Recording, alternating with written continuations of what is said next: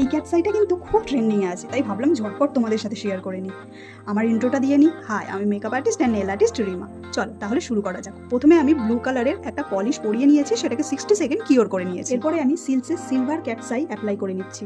এবার আমি ম্যাগনেট দিয়ে পার্টিকেলসগুলোকে ঠিক মিডিল পোর্শনটাতে অ্যাক্টিভ করব। হ্যাঁ, আজকে আমি টিপের ঠিক মিডিল পোর্শনটাতে অ্যাক্টিভ করব।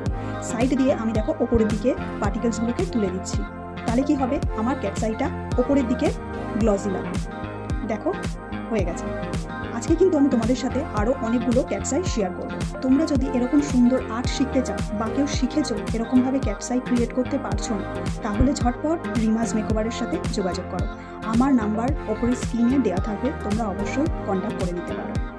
এরপরে আমি ম্যাগনেট দিয়ে পার্টিকেলসগুলোকে অ্যাক্টিভ করে side line, middle line and circle create করে কিন্তু দেখালাম।